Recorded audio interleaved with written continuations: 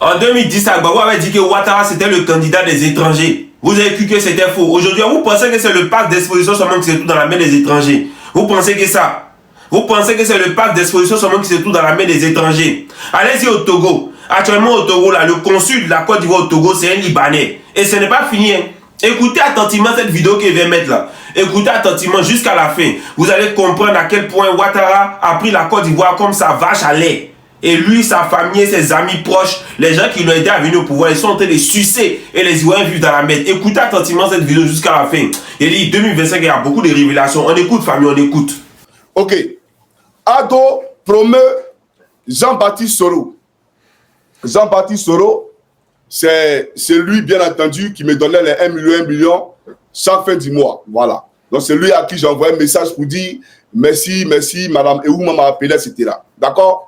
Donc, Ado promeut Jean-Baptiste Soro. Je vais lire ça, vous allez voir. Alors, le chef de l'État a élevé Jean-Baptiste Soro, son principal chargé de mission à la présidence et fidèle collaborateur depuis les années 90, au grade de général de gendarmerie. Jean-Baptiste Soro s'était mis en retrait de la gendarmerie en 1994, à la fin du mandat d'Alassane Ouattara, alors Premier ministre. Selon nos sources, il a bénéficié d'une décision spéciale du président ivoirien. Une confusion inédite entre sphère publique et secteur privé s'est installée à Abidjan. Elle profite surtout aux ministres. De nombreux parents de responsabilités politiques profitent de leur réseau familial au sein de l'appareil d'État pour prospérer dans le privé. Des pratiques aux antipodes de l'image que souhaite véhiculer Alassane Ouattara, ancien haut fonctionnaire du FMI, pétrole, énergie, transport, la société Citrans, logistique et patrimoine, opportunément créée en 2014 par Zoumana Bakayoko, le frère aîné du ministre de la Sécurité et de l'Intérieur, Ahmed Bakayoko, s'est vu octroyer l'une des 2 concessions de transport fluvial à Abidjan. Le gouvernement a apporté sa garantie pour le financement de ce projet à hauteur de 21 milliards de francs CFA, soit 32 millions d'euros, en signant avec le groupe marocain Banque Populaire. Ça veut dire que la société du frère d'Ahmed Bakayoko, là, d'accord, c'est l'État de Côte d'Ivoire qui l'a financé. Donc ça appartient aux Ivoiriens. Mais voilà les gens qui disent que c'est la société. Et l'État de Côte d'Ivoire prend plus de 32 millions d'euros pour financer la société, bien entendu, d'un proche de leur gouvernement. Voilà un peu l'État de Côte d'Ivoire. On poursuit. Zoumana Bakayoko est aussi présent dans le cacao via sa société Agro-West Africa. Également dans la course au marché public, l'entreprise Tanassa Technologies SA, fondée en 2012. Donc, eux, ils ont commencé à créer les entreprises après la prise de pouvoir d'Alassane Ouattara. 2012, 2011, 2012, 2011. On poursuit, hein? Fondée en 2012, est présidée par le ministre de l'Énergie et du Pétrole, Adama Toungara, et dirigée par sa fille, Bintou Kamara Toungara. Entreprise présente sur divers marchés. Tanassa Technologies emporte les contrats liés au secteur pétrolier. Donc, on donne les contrats à sa fille, à la fille d'Adama Toungara. Donc, lui devient ministre de l'Énergie et on dit à sa fille de créer une entreprise. Et on donne tous les marchés du ministère à sa fille. On poursuit. Dès la nomination de son père, Daoussou Touré, comme ministre des Transports, Mariam Touré a pour sa part créé FES Communication. Cette société de conseil récupère de nombreux contrats émanant du même département ministériel ainsi que l'organisation d'événements comme l'Africa Network BBQ. Alors, on poursuit. Cette présidentielle, quant aux membres de la famille de Dominique Ouattara, ils sont aux premières loges. Son frère Philippe Nouvian, patron du cabinet Gemco, s'est vu octroyer des sentiers de réhabilitation de la présidence de la République. Donc, le sentier de réhabilitation de la présidence de la République, là, Alassane Ouattara a donné ça au frère de Dominique Nouvian, Philippe Nouvian. Comme on a donné les sentiers de réhabilitation de l'université de Cocody à Cissé Bakongo, qui a bouffé plus de 100 milliards de nos francs. Vous comprenez un peu? Donc, je poursuis.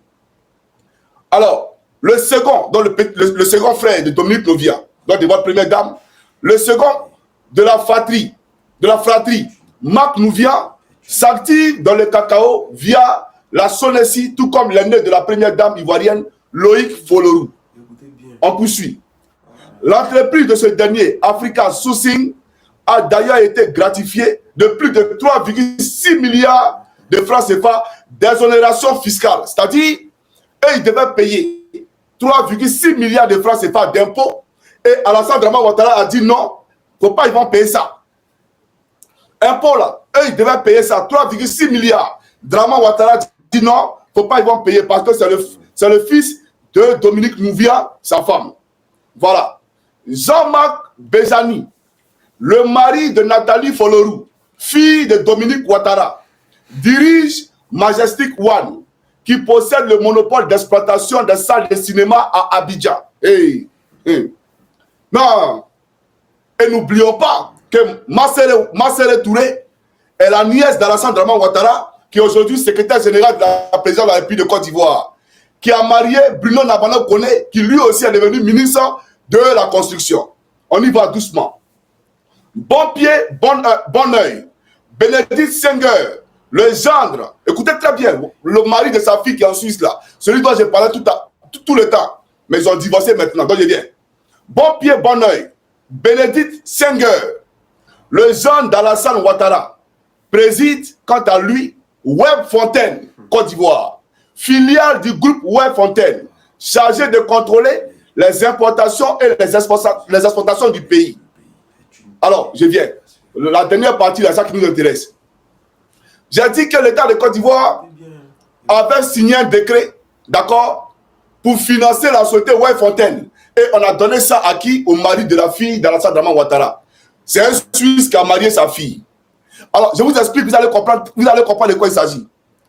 Désormais, la douane, là, elle est quasi inexistante en Côte d'Ivoire. La douane qui était souveraine, là, désormais, tout ce qui rentre en Côte d'Ivoire, toutes les marchandises qui doivent être dédouanées, désormais, c'est Web Fontaine, le mari de la fille d'Alassane Dramane Ouattara, c'est lui qui dédouanait ces marchandises-là pour le compte de la douane et l'État de Côte d'Ivoire. Donc la douane en payait les douaniers pour rien. Et ils servaient à rien.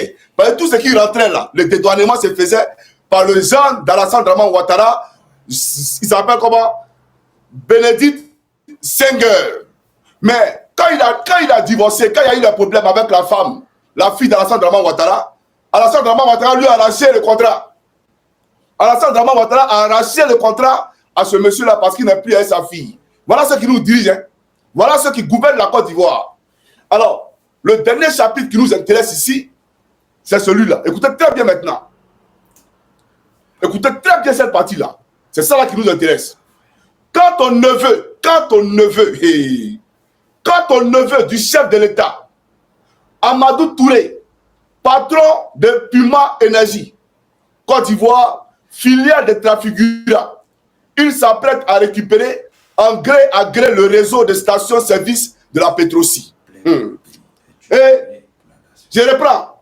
Quand ton neveu du chef de l'État, Amadou Touré, patron de Puma Énergie Côte d'Ivoire, filiale de Trafigura, il s'apprête à récupérer en gré à gré le réseau de stations-service de la Petrosi. Alors que nous savons très bien, chers camarades, que Trafigura, là, c'est eux qui ont envoyé de cet toxique là pour le Kuala là. Voilà ça ici. En haut là. Oui, il faut lire en haut là. Vous voyez un peu. Donc, c'est eux qui ont envoyé, bien entendu, le déchet toxique en Côte d'Ivoire. Donc, Alassane Dramane Ouattara prend son neveu qui est le représentant de Trafigura en Côte d'Ivoire, et il le bombarde, bien entendu, à la tête de Petrosi. Voilà la réalité. Donc, qui a envoyé le déchet toxique en Côte d'Ivoire? Qui est le père du Probo Kuala en Côte d'Ivoire? Parce que si le Probo Kuala est un crime écologique, une catastrophe écologique, chers camarades, mais soyons sérieux, Alassane Dramane Ouattara prend le père de ce crime-là, d'accord? Parce que le bateau là, c'est lui là qui a géré toute sa transaction, c'est-à-dire tout son transport de l'Estonie jusqu'en Côte d'Ivoire là. C'est Amadou Touré là. C'est lui qui a géré ça. Jusqu'à aller les déverser, bien entendu, en Côte d'Ivoire à Abidjan.